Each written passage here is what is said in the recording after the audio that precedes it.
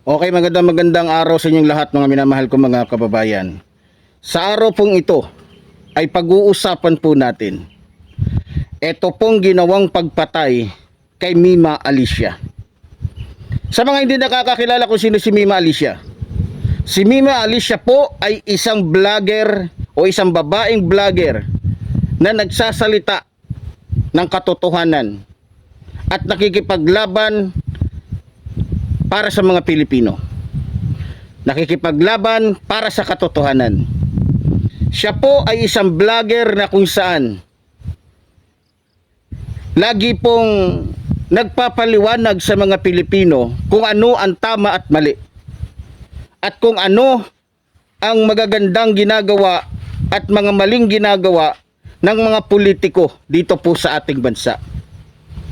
Ngayon, kilalang kilala po itong si Mima Alicia na madalas na nababanggit niya sa kanyang vlog. Madalas na nababanggit niya sa kanyang vlog ito pong mga taong walang kwenta. Isa na po dyan si Vice President Sara Duterte at maging yung kanyang mga alagad. Ngayon, sa pagkawala po ni Mima Alicia, marahil iisa lang ang nasa isipan natin. Bagamat iisa ang nasa isipan natin, marami pong mga tao o mga personas na natatakot magsalita. Natatakot na tumbukin kung sino ang may kagagawan kung bakit namatay si Mima Alicia.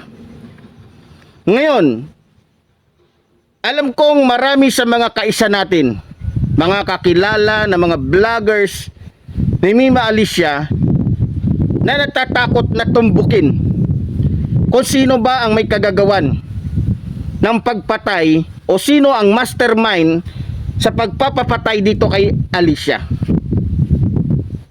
Para sa akin, ito sa akin lamang po. Kasi kahit hindi magsalita itong si Sara Duterte, kahit hindi magsalita itong mga kakampi niya, alam kong si Mima Alicia ay sinadyang ipapatay nang sa ganun baka nagbabaka sakali itong si Vice President Sara Duterte na makuha niya na ang simpatya ng mga followers niya o ng mga subscribers niya.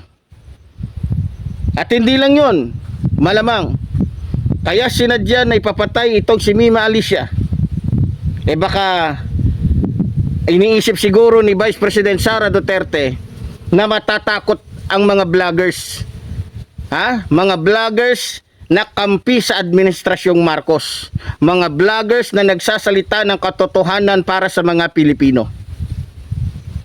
Malamang yan ang iniisip siguro ni Vice President Sara Duterte.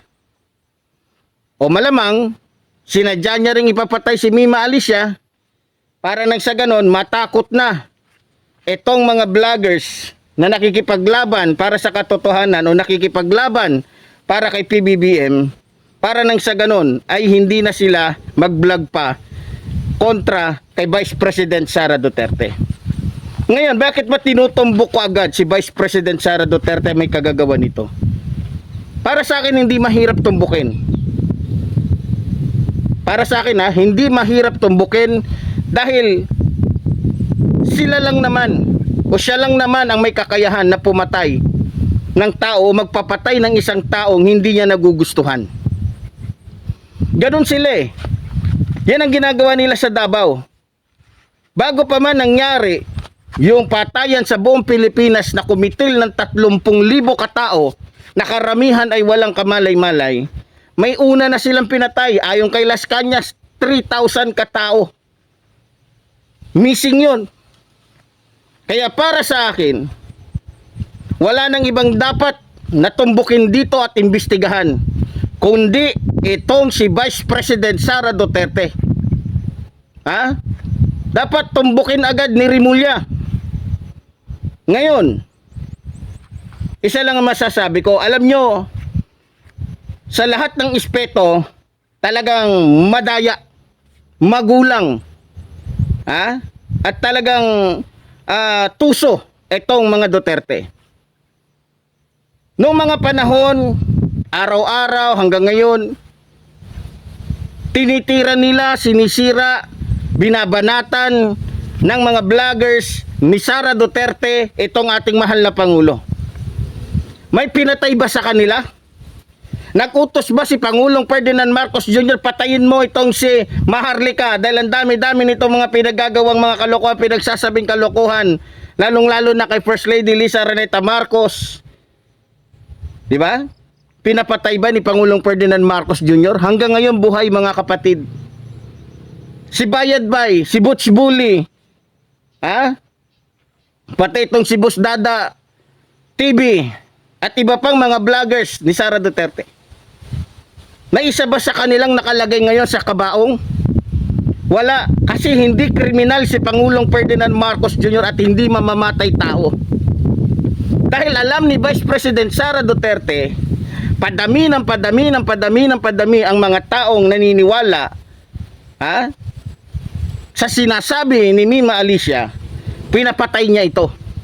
Dahil natatakot si Vice President Sara Duterte na baka mas lalo siyang mahirapan sa 2020 kung sakaling makalusot siya sa impeachment na yan, mahihirapan siya.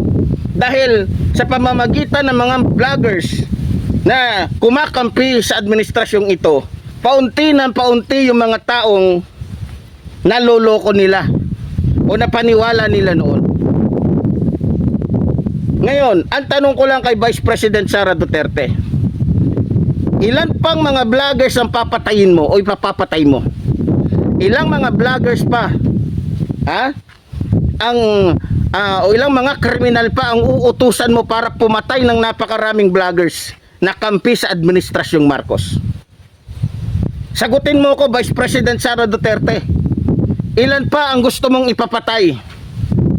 Kaya nga sabi ko sa ating mga kababayan, marami, simula pa lang ng ating programa, ilang taon na din naman, sabi, bakit daw ako nakamask? Alam nyo kasi mga kababayan, ito yung dahilan, ito yung lagi ko sinasabi. Kahit papaano, pagamat tayo walang bodyguard, kahit papaano, tayo po ay naiiwasan natin yung mga pagbabanta sa atin na tayo tirahin dahil yan nga, no? Kaya po nakaganito ko para kahit papaano maiwasan natin yung mga nagpaplano na tayo ay itumba. Alam ko, isa ako sa mga nasa listahan ni Vice President Sara Duterte para itumba. Kasi alam niyo naman siguro kung ano ang dahilan. Alam niyo naman siguro kung bakit. 'Di ba? Alam niyo, naalala ko tuloy, isa sa mga dahilan siguro kaya pinatumba ni Vice President Sara Duterte etong si Mima Alicia dahil siguro hindi niya nagustuhan yung minura siya. Sa totoo lang, Vice President Sara Duterte, kamura-mura ka naman eh. Kasi unang-una, kaya ka minumura ng mga tao, mga Pilipino, dahil unang-una, hayop ka eh. Kaya ka minumura ng mga Pilipino, unang-una, magnanakaw ka kasi mandarambong ka, sinungaling ka, mamamatay tao ka, kriminal ka, traidor ka. Kaya kung tutusin, kulang nga yung mura eh. Siguro, para sa akin, isa ito sa mga ikinagalit ni Vice President Sara Duterte. Kaya pinapatay niya si Mima Alicia. Panoorin natin mga kababayan. Tingnan ninyo kung ano yung pinagkaiba namin sa Wakainon tapos sa Ilonggo. Oo. Mumurahin ko si Sara. Nga demonyo ka, Sara, makawat ka nga, hayop ka nga, diputa ka, pag-resign. Ikaw. Hindi mo nyo kagid, Sara. Hindi ka na lang gid mag-resign, bala. Teta man na. So yun, malamang isa ito sa ikinagalit ni Vice President Sara Duterte kay Mima Alicia. Ngayon, Vice President Sara Duterte, kung nagalit ka na minura ka ni Mima Alicia sa kanyang vlog, kung tutusin tulad ng sinabi ko, kulang pang pambayad ang buhay mo sa mga pinagpapapatay mong tao. Tas magagalit ka na minumura ka? Kulang. Kahit pa nga sunugin ka ng buhay eh. Kahit katayin ka pa, durugin ka pa, pinuhin ka pa ng ng husto, kulang na pambayad yan sa mga nagawa mong kasalanan dito sa Pilipinas. Lalong-lalo na sa mga Pilipino na inabuso ninyo. Grabe. Ganun-ganun na lamang. Kaya tuloy naalala ko tuloy yung sinabi ni Pangulong Ferdinand Marcos Jr. Kung siya nga daw ay ganun-ganun na lamang pagbantaan ni Vice President Sara Duterte, ano pa kaya yung mga walang kapangyarihan? Ayan. Dahil hindi matanggap ni Vice President Sara Duterte yung mga sinasabi ni Mima Alicia, o hindi matanggap ni Vice President Sara Duterte yung paliwanag niya o nito ni Mima Alicia sa mga Pilipino na nagbibigay linaw sa kanila para malaman ang katotohanan, ayun, pinatahimik niya. Yan ang estilo ng mga Duterte dyan sa Davao. Kaya sa Davao, kahit mali, good pa rin. Kasi takot mamatay yung mga tao dyan. Takot ipatumba ng mga Duterte. Kaya kahit mali, nakikita nilang mali na, ayun, congressman pa rin nila, itong si Paulo Duterte. Di ba? Ganyan. Nasanay sila sa ganyan. Tingnan niyo si Paulo Duterte, nakitaan na lahat-lahat ng katarantaduhan, kahayupan, kababuyan. Congressman pa rin. Tama? Ngayon, Vice President Sara Duterte, tutumbukin ko na. Ikaw ang dahilan kung bakit namatay si Mima Alicia. Dahil ikaw lang ang may sapat nakakayahan para magpapatay ng tao. Dahil likas na sa inyong mga Duterte ang pagiging mamamatay tao at magnanakaw. Tapos ngayon, kunyari, gagawa silang ng arte, kunyari, nakikiramay sila. Alam na namin yan, mga bulok na estilo ninyo. Kunyari, nakikiramay kayo, kunyari, ganito, nalulungkot kayo. Pero ang totoo, masayang masaya ka dahil inaakala mo na napatay mo na si Mima Alicia, wala ka ng problema. Isa lang ang masasabi ko sa iyo, Vice President Sara Duterte. Hindi porket pinatay mo o pinapatay mo si Mima Alicia, wala nang Mima Alicia na muling isisilang o uusbong para isiwalat ang katotohanan sa mga Pilipino. Baka inaakala mo na dahil pinapatay mo si Mima Alicia, hindi na kami magbablog, hindi na kami magsasalita para sabihin ko sa iyo, Vice President Sara Duterte. Sa ginawa mo kay Mima Alicia, mas lalo mo lang kaming pinatapang. Mas lalo mo lang pinalakas ang loob namin na magsiwalat ng katotohanan ng sa ganon, mapigilan na ang iyong kasamaan, ang iyong katarantaduhan, ang iyong kahayupan, ang iyong pagiging mamamatay tao. Hindi ka pa presidente niyan. Vice President ka pa lang na ini-impeach ngayon. Nagagawa mo na magpapatay ng mga taong gusto mo. Kaya nananawagan ako. Hindi ako didirekta kay Rimulya. Kay Pangulong Ferdinand Marcos Jr. na. Nakita mo naman ang ginawa Pangulong Ferdinand Marcos Jr. sa vlogger. O sa isang vlogger na nagmamahal sa'yo, nagmamalasakit sa'yo, nakikipaglaban sa'yo. Ano ngayon ang gagawin mo? Ipakita mo sa amin kung anong magagawa mo para sa aming mga vlogger na nakikipaglaban para sa'yo. Ipakita mo sa amin, Pangulong Ferdinand Marcos Jr. Para kahit papaano, masabi namin na hindi nasayang yung pagod namin, yung hirap namin. Hindi nasayang yung aming sakripisyo para sa'yo. Kung ako nga lang araw-araw. Kung hindi ko lang mahal ang pamilya ko, hindi ako aalis sa syudad, hindi ako aalis sa Kapatagan. Pero dahil sa mahal ko ang asawa at anak ko, nagtitiis ako sa kagubatan. Nagtitiis kami. Yung mga anak ko halos hindi na nakakapag-aral. Yung tirahan namin, mabuti pa yung tirahan ng isang mahirap na tao sa syudad.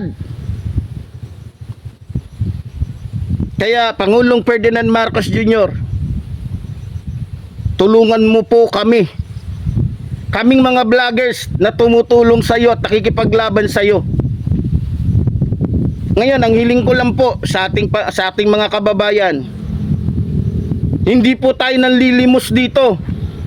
Nakita nyo naman po, inuunti-unti na po kami. Iniisa-isa na kami ni Vice President Sara Duterte. Bukas makalawa, sa susunod na buwan, sa susunod na taon, sino pa? Kaya sa ating mga kababayan, lalong-lalo na sa mga subscriber ko, sa totoo lang, need na need po namin o need na need ko o kailangan na kailangan ko ang tulong ninyo. Lalo na ngayon, araw-araw, minuto, yung pagbabanta sa buhay ko maging sa buhay ng aking pamilya ay mas gumagrabe. Kaya sana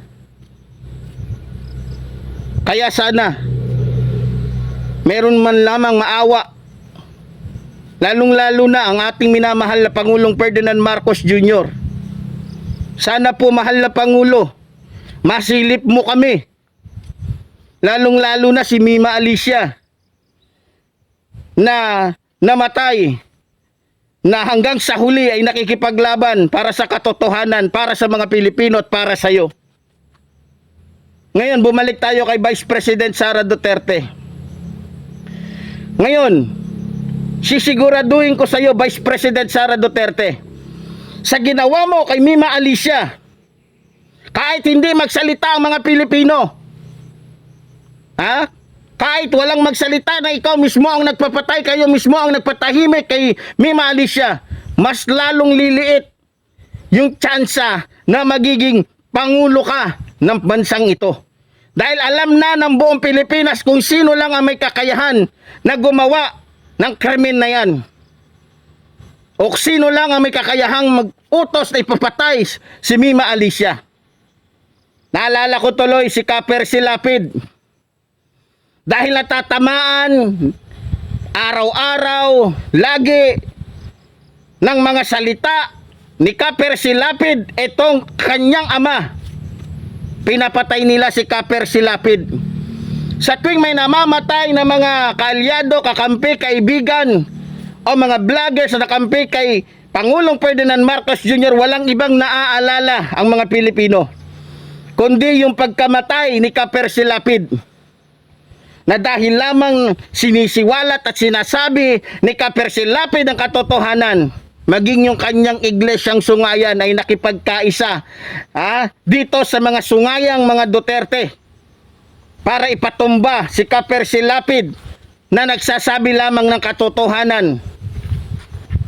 Ngayon, Vice President Sara Duterte, tiyakin mo lang na hindi mahuhuli o makikita ng mga kapulisan o ng mga ahensya na may kapangyarihan para papanagutin yung bumaril o pumatay kay Mima Alicia. Dahil pag yan ay pumiyok at ikaw ay tinuro, sigurado na. Kaya muli, nananawagan tayo kay Pangulong Ferdinand Marcos Jr. Ikaw ang may hawak ng mga ahensya. Ikaw may hawak ng NBI, ikaw may hawak ng mga kasundaluhan, ng mga kapulisan. Gamitin mo ang iyong kapangyarihan para matapos na yung ginagawang panggugulo, pananakot o pagpatay ng mga Duterte sa bansang ito. Dahil kapag hindi mo pinutol yung mga sungay ng mga yan, marami pang mga Pilipino ang bibiktimahin ng mga yan. Kaya pakiusap ko din sa mga kaisa kong mga vlogger o mga vloggers, total, nilantad nyo na lang din naman yung mga pagmumukha ninyo. Mag-ingat kayo. Kabisado ng mga kalaban natin yung mga pagmumukha ninyo. Kaya mag-ingat kayo. Baka minaman-manan na rin kayo. Baka bukas makalawa kayo na ang susunod. Nag-ingat kayo, kung maaari, huwag kayong lalabas ng bahay ninyo. Dahil yan ang plano ni Vice President Sara Duterte, ang isa-isahin tayo. Nang sa ganun, hindi mapukaw o hindi magising sa katotohanan ng mga Pilipino, dahil tayo ang tinik sa kanyang lalamunan, tayo ang tinik sa kanyang daan o harang sa kanyang daan para sa pangarap niyang maging Pangulo ng bansang ito. Kaya sa mga kasama ko mga vloggers, please ingat. Pinupuntaryan na tayo. Iniisa-isa na tayo. Pero ganun pa man, bago matapos ang ating programang ito, ang aking sasabihin, ako'y nakikiramay. Wala kita mahihimo iton, pagbuot iton han hikatasan ang Ginoo na si Mima Alicia kukuwao na gyud ito natagna. Pero bisan pa man amo ito na nahitabo ha iya. Nasayod ak na kundili man mahatagan ha hustisya si Mima Alicia didiha kalibutan. Pag-abot had dito hay katasan sa atubangan ha makagagahom matanan. Matatagaan hustisya si Mima Alicia. Pero naniniwala naman ako. Nagatuo ko. Labi na sa mga Kabisayaan. Nagatuo ko na tungod kay balo si Pangulong Ferdinand Marcos Jr. na kini si Mima Alicia, usa ka vlogger na nakigbatok laban kaniya, nagtuo ko na palihukon ni Pangulong Ferdinand Marcos Jr. ang iyang mga ahensya para sa pagsulbad ni ining panghitabua. Nasayod ko na. Kaya sa mga kababayan natin, ipagdasal po natin na sana mahuli agad at mapanagot yung pumatay dito po kay Mima Alicia. Kaya sa pamilya po ni Mima Alicia, nakikiramay po kami. Lalong-lalo na po ang buo kong pamilya sa nangyari po sa aming kapatid na si Mima Alicia. Kung saan ka man naroroon kapatid, hayaan mo. Ako ang magsasalita para sa iyo. Alam ko maraming matatakot na vlogger. Dahil baka isunod sila, hindi nila matumbok. Ako ang bahala. Magsasalita ako ng katotohanan para sa iyo. Walang lipod-lipod, walang ano-anong preno. Alam naman natin kung sino talaga ang may kakayahan na magpapatay ng mga tao dito sa Pilipinas. Yung mga taong nasanay na magpapatay sa Mindanao, sa Davao, yung taong sanay na o nakapatay na ng mahigit 20,000 katao. Alam niyo na kung sino yun. Diba? Hindi nyo kayang tumbukin. Ako kaya kong tumbukin. Mga Duterte. Sila lang ang may kakayahan na magpapatay ng mga tao dahil sila ang likas na kriminal. Akala ninyo matatapos na ang lahat dahil pinatay ninyo si Mima Alicia? Diyan kayo nagkakamali mga Duterte. Mas lalo nyo lang mas lalo nyo lang pinadumi ang pangalan ninyo at mas lalo nyo lang ipinakita sa mga Pilipino na mga hayop at kriminal kayo. Yun lang ang masasabi ko. Sumuli po tulad po ng sinasabi ng inyong lingkod, mabuhay po ang ating inang bayan, mabuhay po nagmamahal sa ating inang bayan. Maraming salamat po.